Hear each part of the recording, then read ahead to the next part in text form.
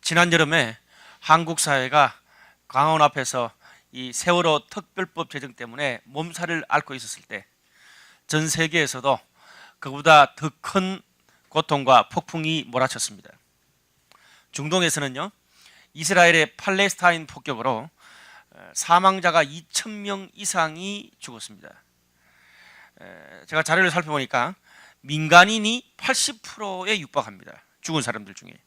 그리고 어린이 희생자가 400명 이상이에요. 어린이가 400명 이상 죽었어요. 그리고 부상자가 1만 명이 넘고요. 수십만 명이 피난민이 되었다고 합니다. 거의 뭐 학살 수준이더라고요. 사건의 발단이 이렇습니다. 이스라엘 소년 3명을 팔레스타인의 그 무장단체인 하마스가 그 이스라엘 소년 3명을 잡아가지고 죽였어요. 그 보복으로 팔레스타인 10대 소년 1명을 이스라엘의 교환들이 잔인하게 그냥 극악무도하게 살인하면서 서로 완전 극단적으로 치닫게 됐었습니다. 물론 이렇게 된 데는 이스라엘의 극우파 시오니즘과 팔레스타인의 무장단체 하마스의 정치적인 계략이 숨어 있습니다. 우리가 그걸 잘 분별해야 되는데요. 어쨌든 간에 우리가 기독교적 관점에서 그걸 어떻게 바라봐야 되느냐. 사실 대학생 정도 되면 어떤 면에서 그런 것 정도는 정리를 하고 있어야 됩니다. 흔히 우리가 뭐 교회에서 좀 이렇게 많이 들은 거는 이스라엘 민족은 하나님의 선택받은 백성이다. 그리고 1948년에 지금 현재 그 이스라엘 땅에 이스라엘 국가의 재건은 이스라엘의 회복이라는 성경 예언의 성취다. 그리고 사도행전 1장 8절에 땅끝까지 이르러 내 복음의 정인이 될 것이다. 그게 땅끝은 바로 이스라엘 땅을 이야기한다. 뭐 그래서 어떤 선교 단체에서는 막 이스라엘 땅을 회복한다고 거기 막 가고 막 그렇게 하는 그런 것도 많았습니다. 백투 예루살렘. 사실은 저도 갔다 왔었어요. 그 백투 예루살렘이 예수님의 재림의 시나리오 중에 하나다. 그렇게 이야기를 합니다. 그리고 기독교인들은 이런 일이 일어났을 때 이슬람교를 믿는 팔레스타인보다 유대교를 믿는 이 이스라엘을 편들어야 된다. 미국과 서방 국가들도 그것 때문에 침묵을 하고 있다. 여러분 동의하세요? 예. 사실 이것은요, 그 성경 해석하고 신학적으로 세대주의적인 해석에서 나온 그 생각입니다. 성경을 문자 그대로 받아들이는 거예요. 뭐 성경을 믿지 마라 그 뜻이 아니라 성경의 장르가 여러 가지가 있습니다. 예를 들어 역사적인 히스토리도 있지만 시도 있고 그리고 이 판타지도 있고 예언도 있고 다양한 게 있어요. 그럼 그 장르에 맞도록 해석해 주는 게 필요하거든요. 근데 세대주의는 그냥 문자 그대로 도매금으로 해석을 하는 거예요. 그렇게 성경을 해석하면 두 가지 큰 실수를 범합니다. 예를 들어서 구약에서 하나님의 선택을 받은 그 이스라엘 민족은요, 하나님께서 이 땅을 구원하시는 사건의 시작일 뿐입니다. 전 세계 모든 민족을 구원하기 위해서 이스라엘 민족을 선택해서 시작하신 것뿐이에요. 성경에 나오는, 특별히 신약에 나오는 모든 이스라엘에 대한 그 예언은요, 이 영적인 이스라엘인 크리스천들과 교회에게 적용하는 것이 맞습니다. 그래서 이스라엘의 이 땅에서의 국가 건설과 팔레스타인과의 뭐 여러 주위의 중동 국가들과의 수많은 전쟁은 성경적인 것과 신앙과는 아무런 상관이 없습니다. 세계 여러 다른 나라들 우리가 볼 때 이 국익과 정치적인 것으로 판단하는 것과 똑같다고 생각하면 됩니다. 특별히 우리가 이스라엘 쪽 계통의 그 시오니즘 그리고 팔레스타인 쪽의 하마스 이 두 편 다에 현혹되면 되지 않고 아주 잘 판단을 해야 합니다. 여러분 우리나라도 보통 이렇게 그 선거 때쯤 되면 막 종북 논란이 막 나오잖아요. 그거와 똑같아요. 이 두 나라의 싸움이. 또 하나는요, 만약 이스라엘의 이 땅의 나라 재건이 성경의 하나님의 뜻과 깊은 관계가 있다면 이스라엘이 지금 일삼고 있는 엄청난 전쟁과 살인을 하나님의 이름으로 하는 게 돼버린다고요. 요즘 그 이스라엘 극우 단체들이 이 기독교인들 막 참수하는 거 여러분 혹시 그 막 엄청난 그 끔찍한 영상들 본 적 있어요? 저는 이게 페북에 좀 봤어요. 목 잘라가지고 걸어놓은 거 진짜 야 옛날에 있는 그것들을 실제로 지금 하고 있더라고요. 여러분 그 어떤 극우 그 이슬람들과 똑같은 꼴이 되는 거예요. 역사적으로 좀 우리가 이야기를 해보면 지금부터 70년 전에 세계 2차 대전이 일어났을 때 유태인들 수만 명이 나치 수용소에서 비참하게 죽었습니다. 그런 아픔을 경험했던 유태인들이 자신들이 받았던 고통을 지금 다른 민족에게 주고 있는 거예요. 자, 그러면 그들이 믿고 있는 모세 5경, 창세기, 출애굽기, 레위기, 민수기, 신명기, 모세 5경이거든요. 그 모세 5경은 과연 어떻게 하나님 말씀하고 계시느냐? 레위기 19장 33절과 34절에 보면 이런 말씀이 있어요. 거류민이 너희의 땅에 거류하여 함께 있거든 너희는 그를 학대하지 말고 너희와 함께 있는 거류민을 너희 중에서 나은 자와 같이 여기며 자기같이 사랑하라. 너희도 애굽 땅에서 거류민이 되었었느니라. 나는 너희의 하나님 여호와니라. 충격적으로 이런 성경 구절이 있어요. 지금 사실 그 이스라엘 땅 옆에 있는 팔레스타인이 함께 사는 거류민이잖아요. 학대하지 말라는 거예요. 왜냐하면 너희도 옛날에 이집트에서 거류민으로 학대받았다냐. 근데 너가 학대하면 되냐. 이렇게 성경이 말하고 있어요. 여러분, 지구상에 이스라엘 민족만큼 하나님과 성경에 대해서 자세하게 공부하고 아는 민족이 없습니다. 그런데 지금 그들이 가고 있는 길은 하나님이 원하는 평화의 길이 아니라 전쟁과 살인과 분쟁의 길로 가고 있습니다. 이스라엘뿐 아닙니다. 저는 이 기독교 역사를 봐도 그런 면들이 참 많습니다. 하나님의 이름으로 인간의 죄와 욕심을 채운 그런 사건들이 꽤나 많아요. 예를 들어 여러분 역사책에서 배운 것처럼 중세의 기독교가 국가를 지배하고 흔들었습니다. 그리고 하나님의 이름으로 십자군 전쟁을 벌였고요. 기독교가 융성했던 유럽 시절에 그 아프리카나 아메리카나 아시아의 식민지 지배를 일삼았습니다. 전도와 선교라는 명분으로 그 나라의 지역과 문화를 깡그리 무시했던 그런 사례도 꽤나 많았습니다. 옛날에는 그런 것들을 막 이렇게 애써 덮었지만 요즘 시절에는 그것이 통하지 않는 시대가 됐습니다. 여러분 이렇게 우리가 성경을 알고 하나님을 더 깊이 알아가면 갈수록 다른 사람을 더 사랑하고 다른 사람의 어떤 문화를 더 이해하고 서로 평화롭게 살아야 되는데 오히려 신앙생활을 하면 할수록 더 독선적이 되고 하나님과 반대의 길로 간다면 그건 정말 참 하나님 앞에서 바르지 못한 것이거든요. 이것은 단순히 이스라엘만의 문제가 아닙니다. 오늘 나의 문제, 우리 한국교회, 우리 크리스찬의 문제이기도 한 것입니다. 과연 왜 이렇게 될 수 있을까? 신앙생활 오래 하고 정말 신앙생활 잘한다고 하는 사람들이 왜 하나님이 원하시는 것과 가장 멀리 다른 곳으로 갈 수 있을까? 그것이 어떻게 가능한가? 그것에 대해서 오늘 성경을 통해서 함께 살펴보기를 원합니다. 오늘 본문의 배경을 좀 알 필요가 있어요. 예수님이 이 땅에 처음 이스라엘 땅에 오셔가지고 사역을 시작하신 곳이 어디냐면 그 이스라엘 땅 중에 갈릴리 지역이었습니다. 갈릴리는 우리나라로 치면 제일 변방인 강원도 그리고 군바리들이 많이 사는 그 효전선 주위에 있는 그 경기도 북부 지역 거기가 갈릴리 지역이었습니다. 당시에 그 지역에서 예수님의 말씀과 치유는 굉장히 사람들을 아주 흥분시켰고 수많은 사람들이 예수를 믿고 따르게 됐어요. 근데 이제 마가복음 11장 이 직전 그 장에 보면 이제 그 갈릴리 지역에서 사역을 너무나 성공적으로 마치시고 예수님이 드디어 당시 수도인 이스라엘의 예루살렘으로 입성하셨어요. 들어오셔가지고 복음을 전했습니다.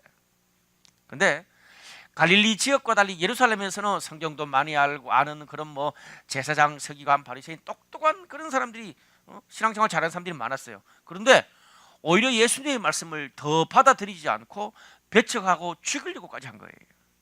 그래서 예수님이 오늘 이 본문의 포도원 이야기를 아주 통해 가지고 그들의 신앙적인 문제를 지적하고 계세요. 오늘 이 말씀은 신앙생활을 나름 그래도 오래 한 우리들에게 하시는 말씀이기도 합니다. 오늘 본문의 이야기 내용은 심플합니다. 한 사람이 아주 그리고 에너지를 써가지고 포도밭을 하나 아주 잘 만들었어요. 근데 그 포도밭을 농부 몇 명에게 맡기고 세를 준 거죠. 세를 줘서 경영하게 하고 자기는 이제 외국으로 떠났어요. 근데 적절한 때가 되어서 세를 받으러 와야 되지 않습니까? 그래서 자기 그 종들에게 세를 받으러 그 세를 준 그 농부들에게 보냈어요. 그런데 그 농부들이 주인이 보낸 종을 잡아 죽였어요. 그 다음에 또 보내면 또 잡아 죽이고 또 보내면 또 잡아 죽이고 그렇게 해서 계속 주인이 세 받으라고 보낸 종들을 다 죽이고 마지막에는 하나 남은 아들을 보냈는데 아들도 죽여버렸어요. 오늘 그게 이 포도원 이야기입니다. 근데 오늘 이 이야기의 가장 핵심적인 것은 이거예요. 충격을 주는 것은 주인을 거역한 이 농부들이 뭐 주인을 잘 모르고 포도원을 처음 맡아본 사람이 아니라는 거예요. 주인을 그 누구보다도 가장 잘 알고 어떻게 하면 주인을 기쁘게 할 수 있고 어떻게 하면 포도밭을 잘 운영하는지를 아는, 어떤 면에서 주인의 왼팔 오른팔 같은 사람들이었어요. 그들이 주인을 거부하고 주인이 보낸 사람을 다 죽였단 말이에요. 오늘 여기 나오는 주인을 거역하는 농부는 누구를 가리키는 겁니까? 바로 당시에 예루살렘에 예수님의 말씀을 받아들이지 않았던 제사장, 서기관, 바리새인, 그런 사람들입니다. 오늘 그런 사람들을 빗대서 예수님이 이야기하고 계세요. 그런데 여러분 생각해 보세요. 제사장, 서기관은 막 성경만 들고 파는 성경학자예요. 바리새인은 아주 막 경건하기로 소문이 난 신앙생활을 가장 잘하는 그런 부류의 사람들이에요. 여러분, 그들만큼 하나님에 대해서, 그리고 이 땅에 오실 메시아에 대해서 그들만큼 잘 알고 있는 사람들이 이스라엘 땅에도 없었고 전 세계도 없어요. 사실 유대인들만큼 자신의 신앙을 잘 지키는 민족이 없어요. 거의 몇천 년 동안 나라 잃고 전 세계로 흩어졌는데도 아주 자기들만의 신앙을 지키는 신앙심이 돈독한 사람들입니다. 특별히 유대인 랍비들, 성경학자들이죠. 유대인 랍비들이 이 해석하는 성경은요, 이 뭐 개신교 신학자나 천주교 신학자들은 따라갈 수가 없을 정도로 깊습니다. 근데 문제는 하나님을 그렇게 오랫동안 믿어왔고 성경을 그렇게 잘 아는 사람이면 신앙생활을 너무 잘하고 하나님을 기쁘게 해야 되잖아. 근데 오히려 그런 사람들이 예수를 죽이는 거야. 어떻게 이럴 수 있냐 이거예요. 여러분, 이 유대교 신앙은요, 예수님을 하나님의 아들 구원자로 믿지 않습니다. 그들은 아직도 유대 민족, 자기 민족만을 구원할 메시아 예수를 기다리고 있어요. 그리고 이들은요, 신약 성경은 인정하지 않습니다. 구약 성경만 믿어요. 완전 자신들한테 맞는 대로 성경도 선택하고 자신들한테 맞는, 자기 민족한테만 맞는 신앙을 만들어 버린 거죠. 어떻게 이렇게 될 수 있냐? 그렇게 하나님께서 하나님을 알고 성경을 알 수 있는 모든 특권을 그들에게 수천 년 동안 주셨는데 어떻게 그런 그들이 예수님을 죽이고 전혀 하나님이 원하는 신앙과 상관없는 길이 될 수 있냐 이거죠. 여러분, 우리가 이것도 모르고 성경에 나온 이스라엘을 예언 그대로 문자적으로만 해석하면 예수와 성경을 부정하는 유대민족의 종교에게 박수 쳐주는 것밖에 안 돼요. 그래서 제가 사실 오늘 서로 좀 딱딱한 말이지만 이걸 좀 여러분들이 젊은 시절에 정리할 필요가 있다 생각해서 그런 이야기를 한 거예요. 조금 정리가 되시죠? 물론 뭐 그래도 헷갈리는 사람은 계속 헷갈리십시오. 그래서 이런 것들을 향해서 예수님이 뭐라고 말씀하십니까? 10절 말씀에 건축자들이 쓸모없다고 버린 돌이 모퉁이 위에 머릿돌이 됐다, 그렇게 말해요. 성경을 너무 잘 알고 신앙생활을 너무 잘 안 그들이 버린 그 예수님을 당시에 이방인이었던 전 세계의 수많은 사람들은 유대인들이 버린 예수님을 믿어가지고 지금 하나님의 사랑과 축복을 받은 그런 교회 민족들이 얼마나 많냐 이거예요. 그래서 오늘 9절 말씀 보니까 포도원 주인이 어떻게 하겠느냐, 그 농부들을 진멸하고 포도원을 다른 사람에게 줘버리겠다 그런 거예요. 이 성경의 예언이 성취됐잖아요. 하나님을 가장 잘 알고 성경을 가장 잘 아는 이스라엘 백성들은 오히려 하나님을 안 믿는 민족이 되어버렸고, 그리고 하나님을 잘 몰랐던 이방인들이 이제 예수 믿어서, 한국 같은 데 보세요. 얼마나 많은 크리스찬들이 하나님의 은혜를 누리고 있어요. 자, 그러면 중요한 거는 성경 읽을 때 적용이잖아요. 우리가 오늘 이 본문을 읽으면서 어떻게 적용해야 되냐 이거예요. 그래, 예수님의 말씀을 받아들이지 않았던 당시 제사장, 서기관, 바리새인과 같은 지도자들이 문제야. 그래, 한국 교회가 문제고 한국 교회 지도자들이 문제고, 그렇게 하라고 이 성경 쓰여졌나요? 지금 이스라엘 그 땅 재건한 그 나라 이스라엘이 전쟁하고 성경 신앙하고 목사님이 상관없다 그러는데 충격이네?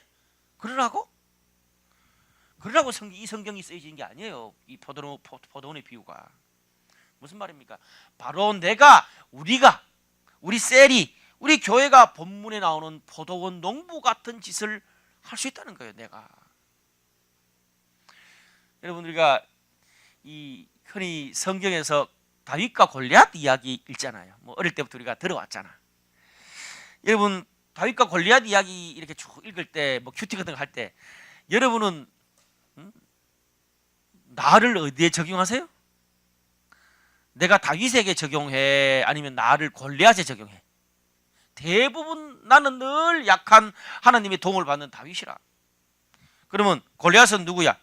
나를 힘들게 하는 이 과의 언니 오빠, 나를 이해 못하는 다른 사람, 지난 학기 때 나한테 C, D 주고 날린 교수님, 답답한 정부, 그런 사람들이 다 골리앗이라. 내가 별로 마음에 안 드는 사람들이 다 골리앗이야.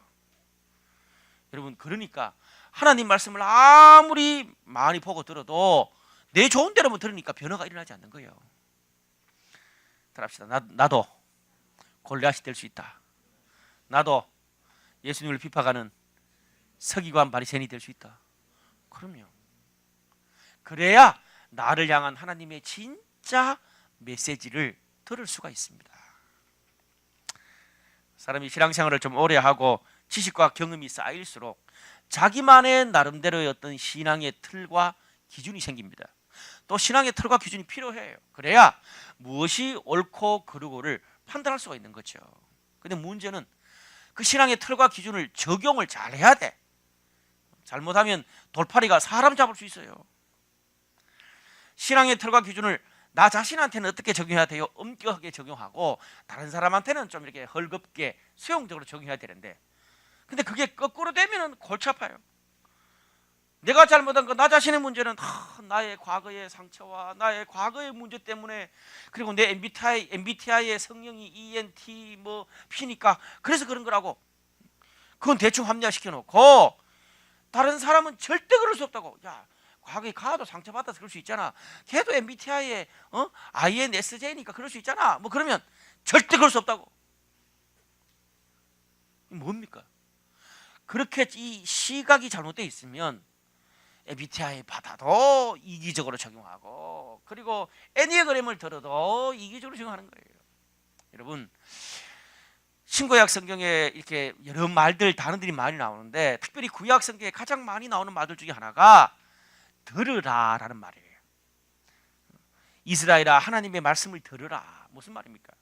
하나님의 말씀을 우리가 어떤 식으로 듣는지 그 시각, 틀이 너무나 중요하다는 말이에요.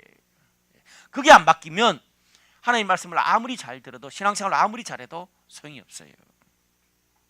우리가 성경을 보면 진리를 알지니 진리가 너희를 자유케 한다 그래요. 신앙생활을 하면 할수록 더 풍성하고 더 자유로워져야 되는데, 근데 그렇지 않고 오히려 신앙생활하고 교회 다니면 다닐수록 더 고리타분해, 더 고집스럽고 자유가 아니라 더 방임하고 방탕하고 불통이 돼버려요. 신앙생활 하면 할수록 하지 말아야 될 거, 그리고 상종 못할 사람들만 점점 늘어가. 셀에서도 정말 마음에 안 드는 인간 더 늘어가고, 과에서도 마음에 안 드는 인간 더 늘어가고, 이번에 추석에 가보니까 친척들 중에 마음에 안 드는 사람도 더 많아지고, 군대에 가면 더 많아지고, 가면 갈수록 신앙생활 하면 할수록 미워하는 사람만 더 많아지는 거예요. 이게 도대체 어떤 영문인가 이거예요. 그러다가 나중에 뭐 30이 되고 40이 되면 어느 날 떡 가면 친구가 별로 없어. 내 친구란 게 거의 내 주위에 나랑 똑같은 사람, 나랑 비슷한 사람들밖에 없으니까 결국 하나님이 뭔가 말씀하시고 싶은데 뭔가 새로운 어떤 하나님의 말씀을 들을 수 있는 환경이 안 생기는 거야. 그러다 보니까 나는 신앙생활 잘하고, 나는 내하고 사는 사람 같이 잘 지냈는데 어느 날 떡 보니까 하나님의 뜻과 상관없는 길로 가고 있는 거예요. 여러분, 그 미국에 가면 바나 리서치라고 아주 그 기독교적인 그 단체가 있습니다. 그 바나 리서치에서 미국에 있는 그런 교회 안 다니는 사람들한테 당신들은 미국에 있는 크리스찬과 교회 딱 그러면 어떤 이미지가 제일 먼저 떠오릅니까? 조사를 했어요.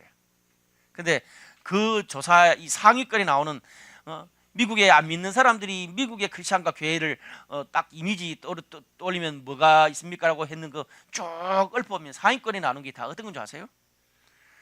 그들은 늘 술, 담배 문제만 가지고 논쟁한다. 동성애에 대해서는 정죄하면서도 정말 가난한 사람들에 대해서는 입을 다문다. 분리적이다. 자기들끼리만 논다. 늘 말만 한다. 건물과 돈과 숫자와 성공에 집착한다. 가난하고 약한 자들보다 힘있고 돈 많이 내는 사람들 편에 선다.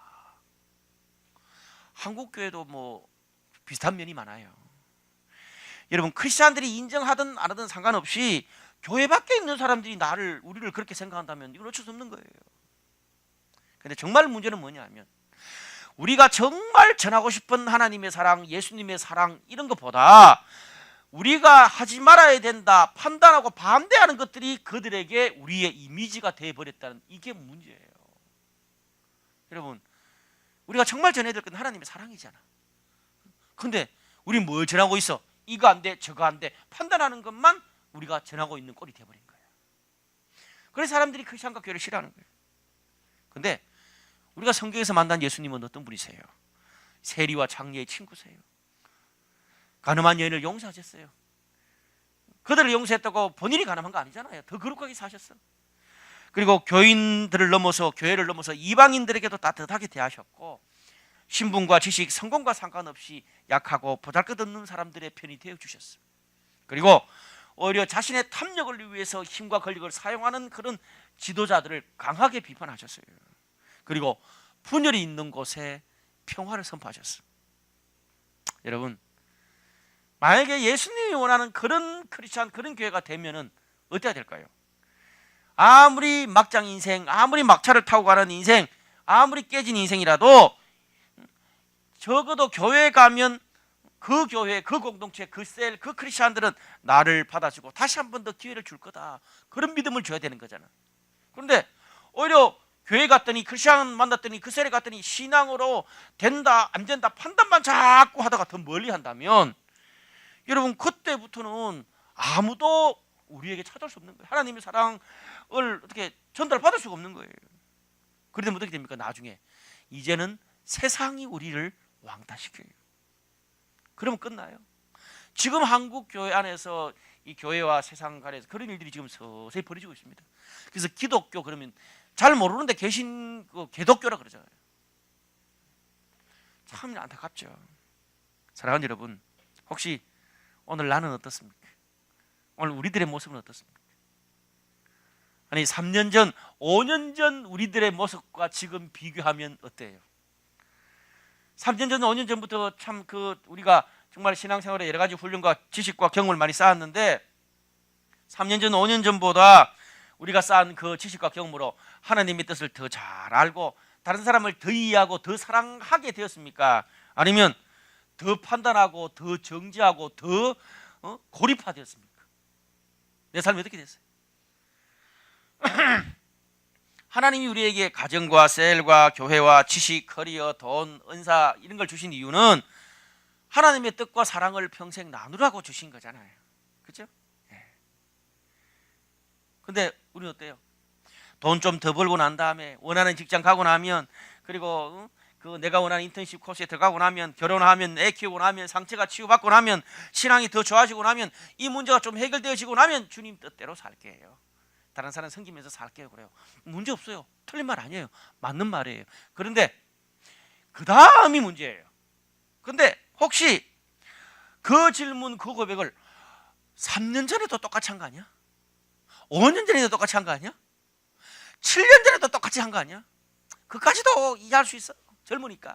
그런데 문제는 앞으로 20년, 30년이 지나도 여전히 더 주면, 해결되고 나면, 만나고 나면 그때 할 것 같다고 말할 것 같은 느낌이 좀 들어. 그건 문제지 않나? 그건 무슨 말이에요? 평생 그런다는 말이야. 핑계라는 거죠. 그게 문제예요. 그게 문제. 여러분, 공동체라는 게 뭡니까? 하나님이 주신 사랑과 축복을 서로 나누고 소통하는 게 공동체인데, 이게 어느 틈인가 그냥 친하고 좋아하는 우리들끼리만 대화 통하는 우리들만의 리가 돼가지고 벽이 돼가지고 다른 사람은 거기 들어갈 수도 없고 만날 수도 없고 교제할 수도 없어. 사람들 때문에 하나님하고 만나는 게 더 점점 어려워지고 있는 거예요. 슬프지만 이미 우리들의 모습 안에도 이런 서기관, 바리새인, 유대인들 같은 모습이 보이고 있습니다. 남들이 다 느끼는데 나만 모르는 것 같아. 왜? 세상이 어찌됐든 간에 내 고민, 내 성공, 내 이기만 빠져 살다 보니까 관심이 없거든. 남한테 요즘은. 나하고 맞는 사람들하고만 지내고 내 기준에 맞는 말씀만 들으니까 어떻게 무리가 없어요. 그러니까 새로워질 수가 없는 거예요. 하나님이 말씀하셔도 어떻게 바뀔 수가 없는 거죠. 사랑하는 여러분, 오늘 그런 우리들에게 예수님은 포도원 비유를 통해서 가르쳐주고 계십니다. 오늘 이 포도원 비유에 나오는 것처럼 주인이 보낸 종들을 거부하고 계속 때려 죽이는 그 농부들을 향해서 주인은, 하나님은 끝까지 하나님의 사랑, 하나님의 메시지를 보내세요. 마지막에 하나밖에 없는 아들까지 보내세요. 그런데 간혹 예전에 목사님들이 이 본문을 가지고, 봐라, 하나님이 당신의 종을 계속 보내고 계속 보내는데 계속 죽이고 말 듣지 않는다. 목사님 말 잘 들으라. 이 본문을 성도 제압용으로 쓸 때가 간혹 있었어. 사실 성도 제압용으로 쓸 수 있으면 너무 좋겠어, 나도. 근데 그 성도 제압용으로 준 말씀이 아니야. 왜? 여러분, 왜 목사님은 늘 하나님이 보내는 그 주인이 보낸 종이 되고 성도는 늘 말 안 듣고 거부하는 농부가 되냐고요. 목사도 거절하는 농부요 골리앗이 될 수 있고, 교회 안에서 오히려 성도들이 주인이 보낸 그런 사람이 될 때도 있다는 말입니다. 리더와 교회, 그리고 나한테 우호적인 사람들만 주인이 보낸, 하나님이 보낸 사람이 되는 게 아니에요.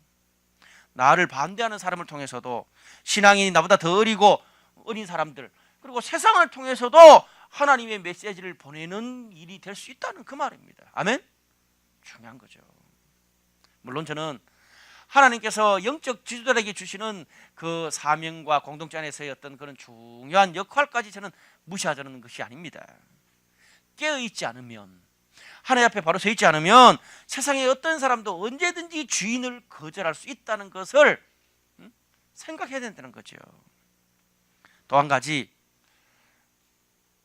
주인이 자신의 종을 농부 개인에게 보낸 것이 아니라 포도원으로 계속 보냈다는 사실이 중요해요.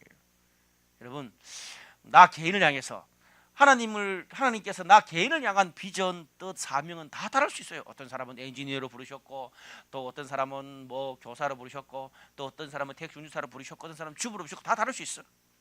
근데 그 하나님의 뜻과 사명을 가지고 내가 어떻게 살까를 분별하고 그걸 이루는 것은 하나님의 공동체 포도원을 통해서 가능하기 때문에 포도원으로 보내신 거예요. 우리가 이걸 놓치면 안 돼요.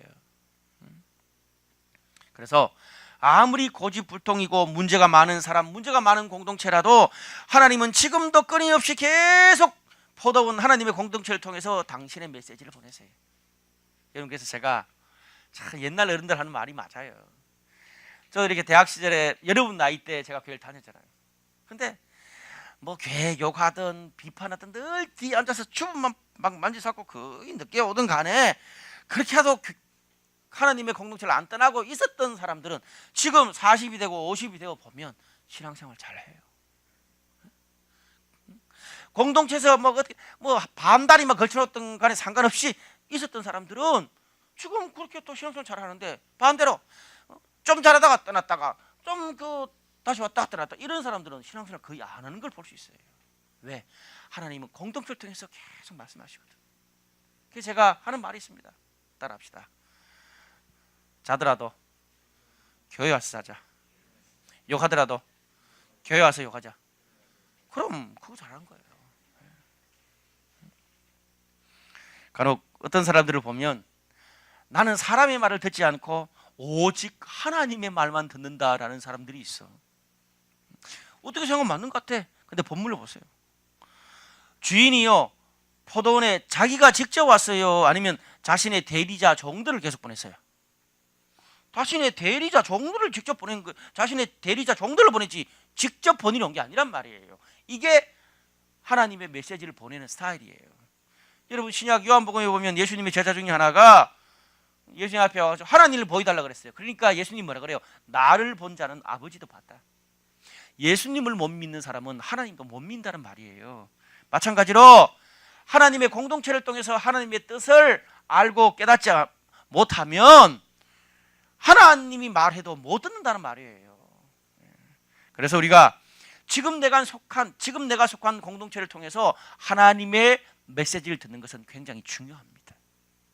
여러분, 최근 여러분의 공동체를 통해서 여러분 뭐 예배를 통해서 셀 모임을 통해서 계속 반복적으로 여러분에게 부딪히고 도전이 되는 그런 말씀들은, 교훈들은 어떤 겁니까? 생각해 보세요, 이 시간에. 그리고 내가 아는 우리 주위의 그 크리스찬들, 주위의 사람들을 통해서 반복적으로 계속 나 자신의 성격이든 나 자신의 뭐 공부하거나 일하는 스타일이든 간에 계속적으로 긍정적이든 부정적이든 계속 반복적으로 듣는 말들은 뭐예요?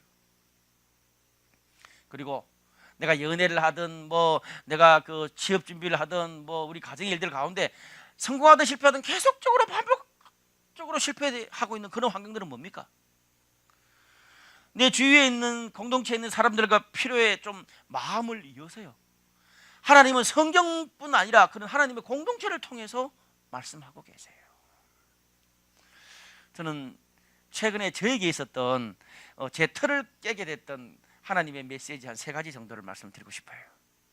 하나는요, 제가 지난 한 3년 반 동안 어떻게 교회가, 크리스찬이 사회를 잘 섬길 수 있을까를 한 3년 반 정도 다양한 사람들을 만나서 모임을 가지고 배웠어요. 그런데 그 사람들이 지금까지 제가 만났던 어떤 보수적인, 좀 복음적인 그런 목사님과 사람들이 아니라 굉장히 진보적인 사람들이, 진보적인 교수님들, 진보적인 운동을 하는 사람들, 정말 독특하고 다양한 사람들이 많았어요. 그러다 보니까 지금까지 만나지 않았던 사람들이 있다 보니까 너무너무 힘들더라고요. 본인들도 제가 힘들겠죠. 처음 한 6개월까지는 괜찮은데 그 다음부터는 내가 도저히 못 있겠어. 그래서 한 뭐 몇 년 동안 계속 내가 이 모임을 나가야 되고 만나야 되는 그런 고민을 했단 말이에요. 그래도 뭐 한 번 했으니까 끝까지 참고 지나왔어요. 근데 어느 정도 적응이 되는 것 같아. 근데 놀라운 것은 힘들었지만 그렇게 적응하고 나니까 제가 지금까지 볼 수 없었던 그런 것들이 성경에서 보이고 볼 수 없었던 교회 모습을 보게 됐어요. 오늘 설교도 사실은 그런 분들과 있으면서 눈이 뜨이는 거예요. 또 하나는요, 제가 이제 올여름에 퍼블릭 페이스라는 걸 하고 있습니다. 그분들과 3년 반 배운 걸 이제 우리 교인들한테 나눠주려고 막 좀 나눠줘서 좀 뭔가 일을 내야지, 그런 생각을 좀 하고 있어. 내가 뭔가 우리 청년들을 좀 바꾸어서 세상을 변화시킬 수 있도록 도와줘야지 생각했는데 한 달 반쯤 지나고 나니까 저의 커뮤니케이션의 문제점만 점점 보이는 거야. 그런 말도 듣게 되고 또 나의 어떤 그 불통, 고집스러운 면도 보게 되고 그것만 점점 더 보게 돼. 힘들더라고. 뭐예요? 내가 늙었다는 말이야. 최근에 그런 생각이 들어. 그전에도 이렇게 성도들한테 간혹 들었는데 그냥 무시했는데 아니구나.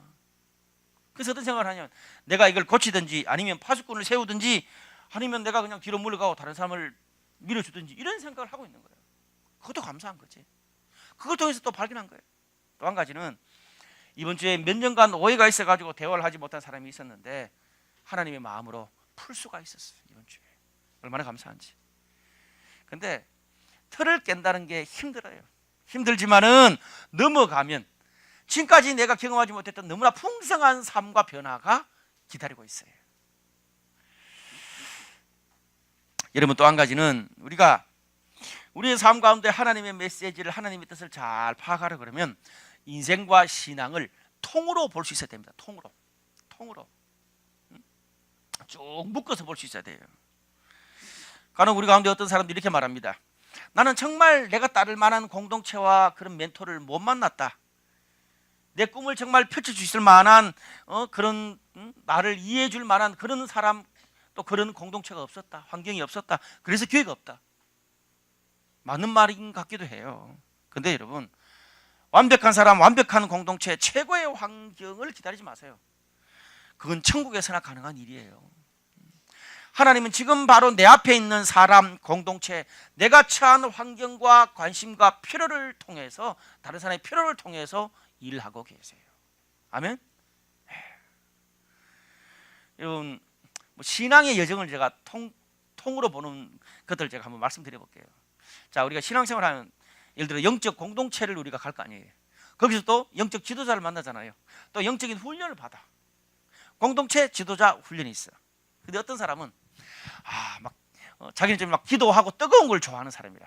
근데 내가 고등학교 때 있었던 교회는 너무 막 기도하고 산기도 가고 막 방언 받고 막 그리고 주여 주여 불러 그러고 너무 내하고 스타일이 맞아. 그때 그 전사님이 나하고 너무 맞고 또 그때 받았던 훈련이 너무 좋은데, 근데 내가 이제 대학교 서울로 올라왔는데 이 교회는 너무 머리가 아파. 늘 성경 공부하라 그러고, 늘 분석하라 그러고, 늘 뭐 체계적으로 짜보라 그러고, 책 읽으라 그러고 막 그러니까 너무너무 힘들어. 그 지도자도 나하고 마음에 안 들어. 근데 결혼을 또 했다. 결혼을 또 해가지고 대전으로 갔어. 근데 이 교회에 가니까 이 교회는 막 늘 가서 전도하라 그러고, 사회봉사하라 그러고, 밖에 나가서 뭐 빵 나눠주라 그러고, 뭐 쪽지 돌려라 그러고, 늘 막 선교하라 그러고 그래. 그 목사님 마음에 안 들고, 그 훈련이 너무 마음에 안 들어. 그래서 어떻게 늘 내 마음속에 고등학교 때 그 공동체 지도자 훈련은 좋았는데 대학 때 그리고 결혼해서는 안 해올시다. 따로 떼놓고 보면 내 스타일하고 안 맞기 때문에 그럴 수 있어. 통으로 봐봐. 얼마나 완벽한 하나님의 그림이 완성되냐고. 뜨겁고 기도하는 거 좋아하니까 거기에 맞는 지도자, 거기에 맞는 환경, 거기에 맞는 신앙 형태를 배워서, 근데 그것만 있으면 머리가 돌이 되니까 어떻게 좀 지식적으로 좀 채우라고 대학 시절에 하나님이 그런 훈련을 시킨 거야. 뜨겁기만 하고 머리만 뭐고 저 지식만 팽팽 돌아가면 어떻게? 좀 움직이라고 대전 가서 결혼해서는 열심히 배운 거야. 그거 다 배우면 내 신앙이 완성되는 거야. 생각해 보세요. 근데 우리는 그걸 모르고 그때는 좋았는데 이때는 아니라고 하나님이 기회를 주시는데도 다 놓쳐버리고 말아. 하나님이 필요하니까 허락하신 거예요, 여러분. 그 어느 하나 퍼즐이 빠지고 나면 하나님의 그림이 완성될 수 없다는 거예요. 지금 우리는 그 하나님의 퍼즐을 맞춰가는 과정이라고요. 그래서 지금 내가 있는 곳에서 좋든 싫든 간에 사람, 환경, 새로운 경험과 도전은 내 인생을 향한 하나님의 퍼즐이 맞춰져 가고 있다는 생각을 해야 돼요. 아멘? 내 스타일하고 안 맞다고 내가 안 해보란 거고 안 해본 거라고 무턱대고 거절하지 마세요. 그러면 되면 나중에 5년 10년 뒤에 아이고 그때 있었구나 몰랐네. 그럼 뭐예요? 여러분 아마 우리 교회에서 받는 훈련이 뭔지 막 이해도 안 가고 그럴 거 많을 거예요. 나중에 가면 그게 얼마나 한국 교회에서 가장 앞서가는 것인지 알 날이 올 겁니다. 여러분 교회 안뿐 아니에요. 교회 밖에 있는 세상의 필요와 고통을 통해서도 하나님은 메시지를 보내세요. 꼭 성경을 통해서 말씀하시는 게 아니라 고통받는 이 땅을 통해서도 하나님 크리스천과 교회들에게 메시지를 주신다고요. 자, 예를 들어 요한복음 3장 16절에 보면 하나님이 세상을 이처럼 사랑하사 독생자를 주셨으니 라는 말이 나와요. 여러분 저는 과거에 이것은 그냥 구원받고 믿기 위한 하나님의 사랑으로만 해석했어요. 근데 제가 지난 3년 반 동안 만났던 진보적인 분들을 만나면서 그들은 이 성경을 보는 눈이 달라요. 어떻게? 이것을 딱 내놓고 세상이 교회를 위해서 존재합니까? 교회가 세상을 위해 존재합니까? 내가 단 한 번도 생각해보지 않았던 질문을 하는 거예요.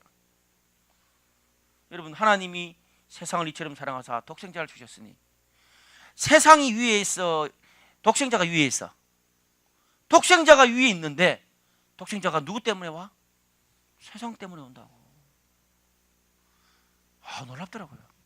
여러분 세상이 교회를 위해 있어요? 교회가 세상을 위해서 있어요? 교회가 세상을 위해서 있는 겁니다. 그렇기 때문에 그 목적을 상실하고 세상의 고통과 필요를 외면하는 크리스천과 교회는 더 이상 이 땅에서 하나님의 메시지와 사랑을 전할 수가 없어요. 아무리 열심히 들어도. 최근에 우리 사회에서는 뭐 세월호뿐 아니라 여러 가지 고통스러운 우리나라의 그 모순되는 그런 참 그 모습들이 정말 다 드러나고 있어요. 참 너무 안타까울 정도로. 그런데 그런 사건을 통해서 하나님께서 우리 한국의 크리스천과 젊은이들과 교회에게 말씀하고 계세요. 무슨 말씀이세요? 더 이상 나 개인 교회 안에서만 우리끼리 은혜 받고 우리끼리 훈련 받고 우리끼리 돈 내고 우리끼리만 건물 짓고 지내지 말라는 거예요. 어떻게? 세상에 고통받고 아파하는 사람들의 삶을 껴안고 위로하고 동참하라는 거예요. 그리고 그 모순을 끌어안고 정의를 행하라고 말씀하고 계세요. 여러분 요즘 젊은이들은 정의에 별로 관심이 없어요. 자, 그래서 파블릭 PS를 하는 거예요. 내년에는 저희 교회가 정의에 대해서 좀 더 구체적으로 고민할 거예요. 우리 사회의 문제를 우리가 신앙인들이 크리스천들이 교회가 어떻게 그 부분을 해결하고 도와줄지를 우리 고민해야 돼요. 그런 것 없는 교회는 뭡니까? 우리끼리만 은혜 받고 배부른 거죠. 그거는 세상을 위해서 존재하는 교회가 아니에요. 크리스천과 교회를 위해서 존재하는 거지. 목적을 상실한 거지. 말씀의 결론을 맺겠습니다. 오늘 12절 말씀을 보면 이런 말씀이 있어요. 그들이 예수의 이 비유가 자기들이 가리켜 말씀하심인 줄 알고 잡고자 하되 무리를 두려워하여 예수를 두고 가니라. 서기관과 바리새인들이 예수님의 이 포도원 비유 이야기를 들으니까 저건 나한테 하는 목적성 타겟형 설교인데 그래가지고 열받아서 잡으려고 그랬다는 거예요. 여러분 오늘 제 이야기 듣고 목사님 나 들으라고 하는 소린 같은데?